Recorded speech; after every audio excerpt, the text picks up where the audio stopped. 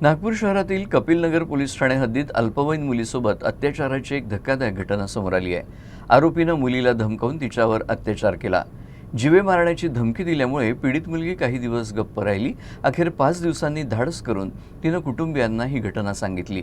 त्यानंतर पोलिसात गुन्हा दाखल करण्यात आला।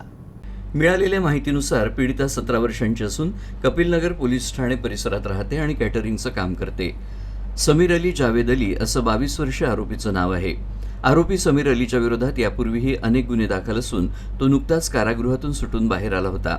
परिसरात दादागिरी आणि गुन्हेगारी पार्श्वभूमीसाठी तो कुख्यात असल्याची माहिती समोर आली आहे। ही घटना 8 मेची आहे। आरोपीनं पीडितेला बळजबरीनं भेटण्यासाठी बोलवलं होतं। आरोपीच्या भीतीमुळे पीडिता त्याला भेटण्यासाठी गेली होती। यावेळी आरोपीनं पीडितेचं तोंड दाबून तिच्यावर जबरदस्ती केली।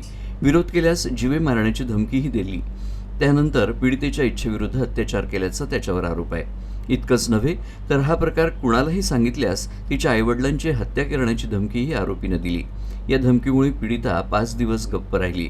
अखेर धाडस करून तिनं कुटुंबियांना सर्व प्रकार सांगितला। त्यानंतर कुटुंबियांनी कपिलनगर पोलीस ठाण्यात जाऊन तक्रार दाखल केली।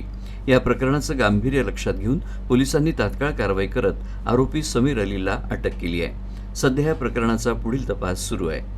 समीर अली जावेद अली वय 22 वर्ष माळा क्वार्टरमध्ये राहतो। हा सराईत गुन्हेगार आहे। याच्यावर मागच्या 2 महिन्यापूर्वी पण आम्ही 392 म्हणजे रॉबरीचा गुन्हा पण दाखल केलेला होता। नुकताच जेलमधून सुटून आला होता। एकंदरीत गुन्ह्याचा प्राथमिक तपास सुरू आहे।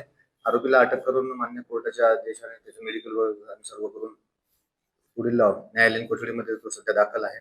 पीडितेची पण मेडिकल वगैरे सर्व झालेली आहे। एकंदरीत तपास सुरू आहे। यामध्ये आम्ही लवकरात लवकर तपास पूर्ण करून मान्य न्यायालयामध्ये चार्जशीट दाखल करणार आहोत।